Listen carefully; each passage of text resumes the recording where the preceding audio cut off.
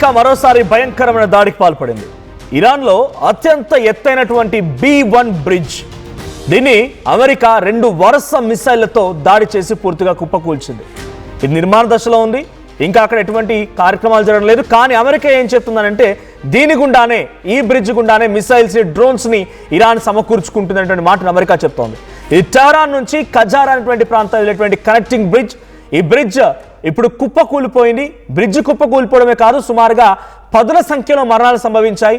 వందలాది మంది ఈ సంఘటనలో చాలా తీవ్రంగా గాయపడ్డారు. ఆ ఎక్స్క్లూజివ్ విజువల్స్ని మీరు చూస్తున్నారు. అది బ్రిడ్జ్ 136 అడుగుల ఎత్తులో ఉన్నటువంటి బ్రిడ్జ్. అది ఆ బ్రిడ్జిని ముందుగా ఒక మిసైల్తో 2గా చీల్చే ప్రయత్నం చేసింది అమెరికా. ఆ తర్వాత రెస్క్యూ ఆపరేషన్లు జరుగుతున్నాయి. రెస్క్యూ ఆపరేషన్లు జరుగుతుండగా మరో మిసైల్ ప్రయోగించింది. దీంతో 8 మంది, ఎగ్జాక్ట్గా అక్కడ అధికారులు చెప్తున్న మాట 8 మంది, కానీ అన్అఫీషియల్గా ఈ సంఖ్య 10 వరకు దాటిపోయింది. 10ల సంఖ్యలో మరణాలన్నట్టుగా తెలుస్తోంది. సో 10 మందికి పైగా మరణించారు, వందలాది మందికి గాయాలయ్యాయి. సో B1 బ్రిడ్జ్ అని చెప్తుంటారు దీన్ని. ఒకసారి ఆ సంఘటన స్థల ఎక్స్క్లూజివ్ విజువల్స్, ఏకంగా డొనాల్డ్ ట్రంప్ ట్వీట్ చేశారు దీన్ని. The biggest bridge in Iran comes tumbling down, never to be used again, much more to follow.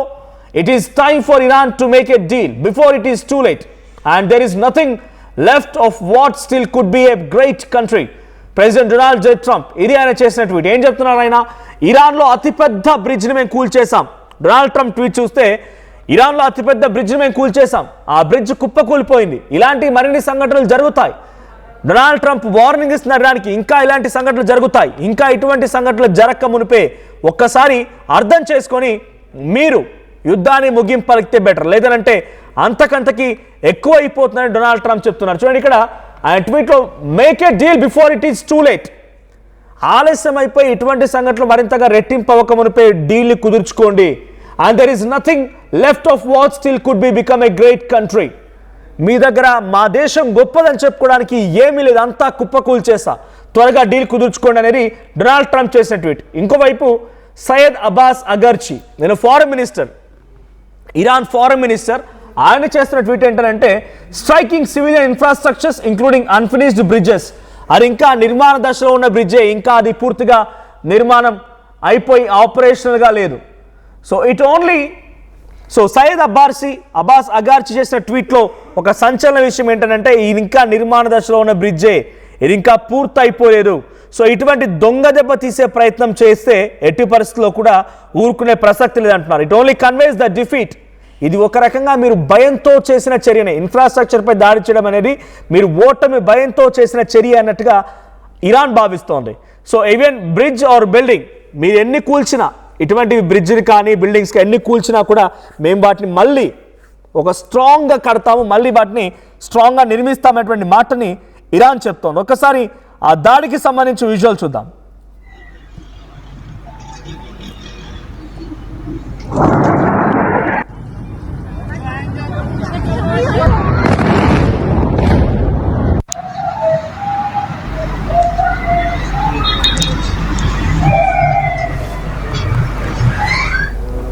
ముందుగా ఈ బ్రిడ్జ్ని ఒక మిసైల్ వచ్చి ఢీ కొట్టింది. అప్పుడు ఆ బ్రిడ్జ్ మొత్తం కూడా మధ్యలోకి చీల్చిపోయింది, అంటే విరిగిపోయింది. అది ఆల్రెడీ ఆపరేషనల్ లేదు, అన్నో ఏంటువంటి కార్యక్రమాలు జరగడం లేదనేది ఇరాన్ చెప్తోంది. కానీ దీని వెంటే మిసైల్స్, డ్రోన్ తీసుకొస్తున్నారు కాబట్టి ఆ బ్రిడ్జ్నే కుప్పకూలిస్తే మీకు మిసైల్స్, డ్రోన్స్ అన్ని కూడా రాకుండా ఆగిపోతాయి. అందుకే దాన్ని కూల్చామని అమెరికా అంటోంది. ఫస్ట్ మిసైల్ జస్ట్ ఒక ఫిజికల్ డ్యామేజ్ మాత్రమే, ఇన్ఫ్రాస్ట్రక్చర్ మాత్రమే డ్యామేజ్ అయింది, బ్రిడ్జ్ మాత్రమే కొంత డ్యామేజ్ అయింది. ఆ తర్వాత మధ్యలో సహాయక చర్యలు మొదలుపెట్టారు వీళ్ళు. వెంటనే ఆ సహాయక చర్యలు గమనించిన అమెరికా మరోసారి మరో మిసైల్ని ప్రయోగించింది. అప్పుడు ఈ మరణాలు సంభవించాయి. 10ల సంఖ్యలో మరణాలు, 100కు పైగా చాలా మంది గాయాల పాలవడాలు. అక్కడికి వెళ్ళి సహాయక చర్యలు చేపడతారు ఆర్మీ సిబ్బంది. సో ఆర్మీ సిబ్బందిలో 10 మందికి పైగా ఇప్పుడు చనిపోయారు, వందలాది మందికి చాలా తీవ్రంగా గాయాలయ్యాయి. సో ఈ సంఘటనతో ఒక్కసారిగా ఇరాన్ కూడా అలర్ట్ అయింది. ఇరాన్ సయ్యద్ అబ్బాస్ అగార్చి కూడా ట్వీట్ చేశారు, మీరు ఇటువంటివి ఎన్ని కూల్చినా ఇదంతా కూడా మీరు నైతికంగా ఓటమి పాలైనట్టే. ఓటమి భయంతోనే భయంకరంగా మా ఇన్ఫ్రాస్ట్రక్చర్పై దాడి చేస్తున్నారు, దమ్ముంటారండి ఫేస్ టు ఫేస్, అంతేగాని ఈ దొంగచాటు చర్యలు వద్దు అన్నట్టుగా ఇరాన్ చెప్తోంది. మీరు ఎన్ని కూల్చినా, ఎన్ని బిల్డింగ్స్, ఎన్ని బ్రిడ్జ్లు కూల్చినా మళ్ళీ వాటి కూడా మళ్ళీ పటిష్టంగా గట్టిగా నిర్మిస్తాం, స్ట్రాంగ్గా నిర్మిస్తామని చెప్పి ఒక ధైర్యాన్ని సయ్యద్ అబ్బాస్ అగార్చి తన ట్వీట్లో వ్యక్తపరుస్తూనే ఇట్స్ ఏ డిస్రే, అంటే మీరు దొంగ దెబ్బ తీయడం, ఓటమి భయంతోనే దాడి చేయడం అన్నట్టుగా అటు సయ్యద్ అబ్బాస్ అగార్చి అంటున్నారు. So next continuation Donald Trump ఏం చెప్తున్నారంటే, మీరు ఇంకా ఇటువంటి చర్యలకు మేము పాల్పడి ఇంకా తీవ్రంగా నష్టపోయే కంటే మునిపే, మేము ఇంతకంటే ఇంకా భయంకరంగా మీపై దాడి చేసే కంటే మునిపే మీరు అలర్ట్ అయిపోయి ఒక డీల్ కుదుర్చుకుంటే బెటర్, లేదనంటే కనుక మీ ప్రాణాలు పోతాయన్నట్టుగా, మీ దగ్గర ఇంకా మా దేశం గొప్పదని చెప్పుకోవడానికి కూడా ఏమీ లేవు, మీరు సైలెంట్ అయిపోతే బెటర్, లేదంటే మాత్రం భయంకరంగా దాడులు చేస్తామని చెప్పి అమెరికా కూడా హెచ్చరిస్తూ డొనాల్డ్ ట్రంప్ ట్వీట్ చేశారు. సో ఈ బ్రిడ్జ్ 136 కిలోమీటర్స్ హైట్లో ఉంటుంది, 136 అడుగులు మీటర్స్ హైట్లో ఉంటుంది, 136 మీటర్ల ఎత్తులో ఉంటుంది. ఇది పశ్చిమాసియాలోని అతిపెద్ద బ్రిడ్జిగా అభివర్ణిస్తున్నారు. సో ఇది ఒక ప్రెస్టీజియస్ ప్రాజెక్ట్గా ఇరాన్ ప్రభుత్వం తీసుకుంది. సో అటు కరాజ్ నుంచి టెహరాన్ వైపుగా ఆ డిస్టెన్స్ తగ్గించడం కోసం ఉపయోగించే బ్రిడ్జ్ ఇది. సో ఇప్పుడు ఇది కుప్పకూలిపోయింది, బట్ వి నెవర్ కేర్, ఎట్టి బస్లో దీని గురించి బాధపడే ప్రసక్తే లేదు. Will definitely retaliate and we will build more stronger than this. మేము ఇంతకంటే మళ్ళీ ప్రారంభిస్తాం, మళ్ళీ దీన్ని అత్యంత అద్భుతమైనటువంటి స్ట్రాంగ్ శక్తివంతమైనటువంటి దానిగా నిర్మించుకుంటాం. సో మీరు మాత్రం నైతికంగా ఓడిపోయినట్టే, మీరు దొంగ దెబ్బ తీయడం ఎట్టి పరిస్థితుల్లో ఓడిపోయిన కిందికే సబబు అవుతోంది, జరుగుతోంది అనేది అటు సయ్యద్ అబ్బాసి చెప్తున్నమాట. ఒకసారి మళ్ళీ ఆ విజువల్ చూద్దాం. కంటిన్యూస్ 2 మిసైల్ వేయడంతోనే ఈ ప్రమాదంలో మరణాలు సంభవించాలి అంటే కేవలం ఇన్ఫ్రాస్ట్రక్చర్ మాత్రమే దెబ్బతినిపోయేది.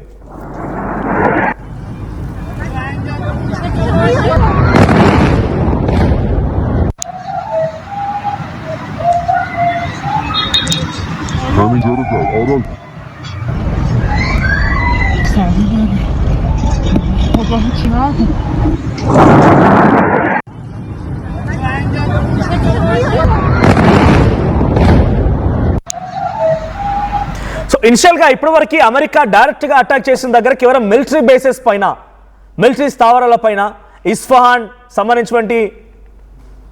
ఇస్ఫహాన్ ప్రాంతానికి సంబంధించినటువంటి ఒక స్థావరాల పైన, ఇస్ఫహాన్లో ఉన్నటువంటి న్యూక్లియర్ స్థావరాల పైన, నతాన్స్లో ఉన్నటువంటి న్యూక్లియర్ స్థావరాల పైన ఇటువంటి మాదిరిగా అటాక్ చేసిన అమెరికా ఇప్పుడు ఇన్ఫ్రాస్ట్రక్చర్ని కొలాప్స్ చేయడం మొదలు పెడుతోంది. డొనాల్డ్ ట్రంప్ ట్వీట్ కూడా చూపిస్తాను, పీసర్ ప్లే చేయండి. డొనాల్డ్ ట్రంప్ ఏం చెప్తున్నారు, మీ దేశం దగ్గర ఇంకా మా దేశం గొప్పదని చెప్పుకోవడానికి ఏమీ లేవు. ఎయిర్ బేసెస్ కుప్పకూల్చాం, యూనివర్సిటీలపై అటాక్ చేస్తున్నాం, హాస్పిటల్స్ని కూల్చేస్తున్నాం, ఇన్ఫ్రాస్ట్రక్చర్ని దెబ్బతీస్తున్నాం, ప్రతిదీ కూడా ఒక డిజాస్టర్ని మిగిలిస్తున్నాం ఇరాన్కి ఎటువంటి గొప్పదని చెప్పుకోవడానికి ఆస్కారమే లేకుండా చేస్తున్నాం. మీరు వెంటనే డీల్ చేసుకుంటే మంచిది, లేదు అనుకుంటే ఇంతకంటే రెట్టింపుగా మీరు పర్యావసనం ఎదుర్కోవాల్సి వస్తుందని డొనాల్డ్ ట్రంప్ మాటలు అర్థమవుతోంది. సో ప్రజెంట్ మీరు విజువల్లో చూస్తున్నారు, డబుల్ స్ట్రైక్, వరుస దాడుల మూలంగానే ఈ మరణాలు సంభవించాయి. అది కంటిన్యూస్ అటాక్. సో ఫస్ట్ మిసైల్లో కేవలం ఇన్ఫ్రాస్ట్రక్చర్ మాత్రమే దెబ్బతినింది, కానీ సెకండ్ అటాక్లో చాలా భయంకరంగా మరొక మిసైల్ దాడి చేయడంతో మరణాలు కూడా సంభవించాయి. అక్కడ డిజాస్టర్ ఏంటంటే ఈ స్థాయిలో ఒకే సంఘటనలో ఎక్కువ మంది మరణాలు సంభవించడం కానీ, లేదంటే వాళ్ళు గాయాలపడడం అతిపెద్ద ప్రమాదంగా అభివర్ణిస్తున్నారు. సో ఇప్పుడు ఆర్మీ సిబ్బంది మొత్తం కూడా ఈ సంఘటనతో మళ్ళీ అలర్ట్ అయింది. ఏ క్షణమైనా అమెరికా మళ్ళీ మన పైన భయంకరమైన దాడికి పాల్పడే అవకాశం ఉంది. యూనివర్సిటీస్పై గతంలో జరిగింది, తెహరాన్లో ఉన్నటువంటి ఇరానియన్ సైన్స్ అండ్ టెక్నాలజీ యూనివర్సిటీపై అటాక్ జరిగింది. అక్కడ చాలామంది విద్యార్థులు ఈ రకంగానే గాయాల పాలయ్యారు. అటు ఇస్ఫహాన్ యూనివర్సిటీపై అటాక్ జరిగింది, ఇస్ఫహాన్ న్యూక్లియర్ స్థావరాలపై అటాక్ జరిగింది, టెహరాన్ నగరం పైన భయంకరంగా అటాక్ జరిగింది. వరుస అటాక్లతో టెహరాన్, ఇరాన్ మొత్తాన్ని కూడా వణికిస్తోంది America. So present America many more to follow, ఇంకా జరుగుతాయి.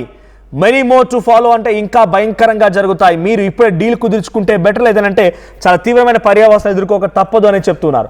ఇప్పటివరకు ఇరాన్లో కేవలం ఆర్మీ పర్సనల్స్ మాత్రమే 2500 మంది పైచిలకు మరణించారు.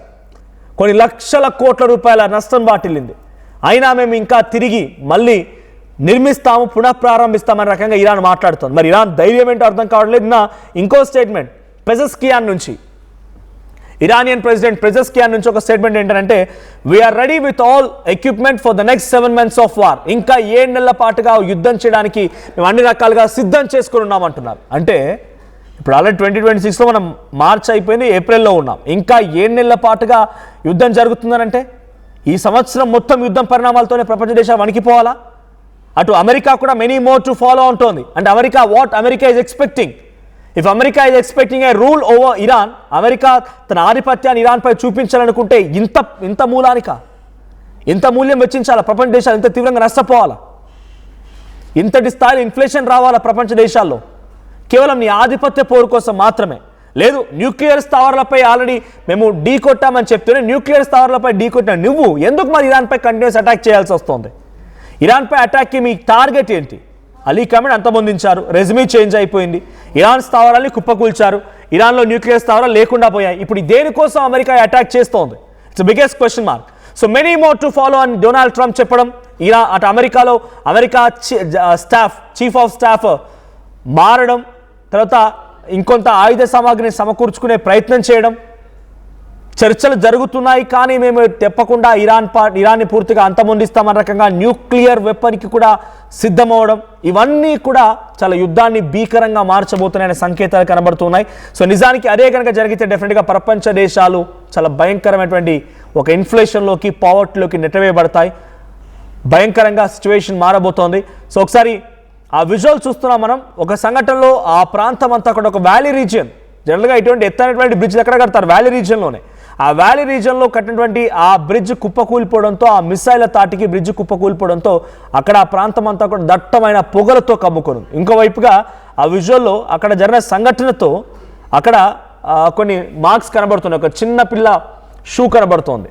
సో మరణించిన వారి యొక్క డీటెయిల్స్ సుమారుగా 10ల సంఖ్యకు దాటిపోయింది, వందలాది మంది ఇంజూరీ అయ్యారు. ఆ విజువల్ చూస్తే అర్థమవుతుంది ఎంత భయంకరమైనటువంటి దాడి చేసింది అమెరికా అనేది.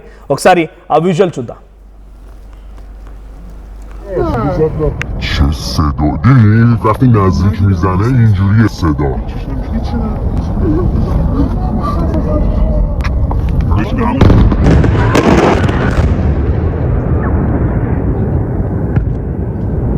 همینجا رو زد آرال خدا هیچی نکن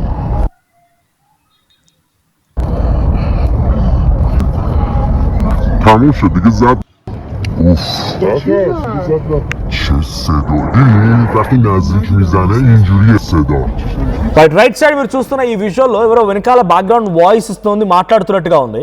సో ఆ సమయంలో ఎగ్జాక్ట్గా వాళ్ళు వీడియో రికార్డ్ చేశారు. మేబీ ఆ హిల్ ఏరియాకి, వ్యాలీకి టూరిజం కోసం వెళ్ళారా, లేదు ఇంకేదైనా ట్రెక్కింగ్ కోసం వెళ్ళారో తెలియదు. కానీ అక్కడ మీరు చూడొచ్చు చాలా వరకు వాళ్ళ బ్యాగ్స్ అండ్ ఇతర మెటీరియల్స్ కూడా కనబడుతున్నాయి ఆ వీడియోలో. రైట్ సైడ్లో ఆ నల్లని పొగలు మొత్తం కూడా రికార్డ్ చేశారు. సో ఎగ్జాక్ట్గా వాళ్ళు వీడియో రికార్డ్ చేస్తూ ఉండగానే ఆ అటాక్ జరిగింది. ఒకసారిగా ఆ ప్రాంతం అంతా షేక్ అయింది, అలా ఊగిపోయింది. వీడియో కెమెరాలో కూడా ఒకసారి ఆ షేక్ మీరు ఆ కుదుపు గమనించవచ్చు.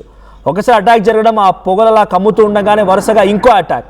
సో రెండు కంటిన్యూస్ అటాక్స్ ద్వారా రెండు అటాక్స్ ద్వారా ఈ స్థాయిలో ఈ ప్రమాదం జరిగింది అనేది ఇరాన్ చెప్తోంది. But whatever you do, will never go back, we will never sit alone, we will never sit silent, we will definitely built back stronger and we will definitely retaliate అనేది Iran చెప్తున్నమాట.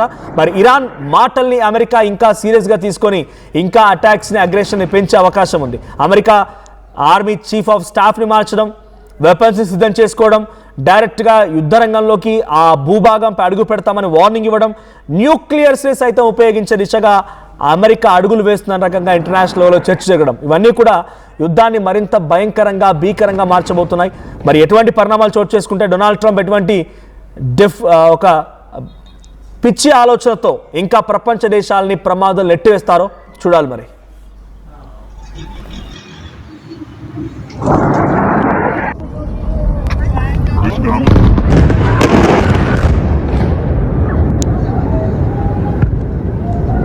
همینجا رو زد آرال خدا هیچی نکن చిన్న చిన్న ఆనందాలు 35 ఏళ్లుగా నా జీవితంలో లేవు. 35 ఏళ్లుగా నేను డైపర్లలో బ్రతికాను. 6 సెంటీమీటర్ల ఫిస్టులా నా మూత్రాశయంలో లీక్ కారణమైంది. ఎవరూ నాకు సహాయం చేయలేకపోయారు. ఏఐఎన్యూలో వైద్యులను కలిసే వరకు అక్కడ వారు రోబోటిక్ శస్త్రచికిత్సతో నాకు పరిష్కారం ఇచ్చారు. వారు నా ఆత్మవిశ్వాసాన్ని కూడా తిరిగిచ్చారు. Precision Care makes it possible. The Center for Robotic Surgery at AINU. At KLA Global Business School, we help you learn the greatest skill in life, making the right choice. KL Global Business School.